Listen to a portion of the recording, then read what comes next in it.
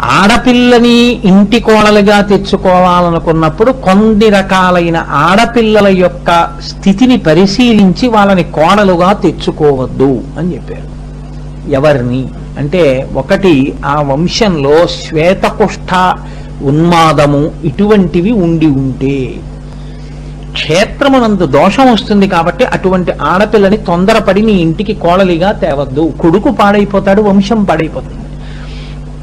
రెండవది, శాస్త్రం నీవు పరిశీలన చెయ్యవలసిన అవసరం లేకుండానే ఈశ్వరుడు వద్దని చెప్తున్నాడు అని చెప్పడానికి కొన్ని సంకేతాలు పెట్టింది.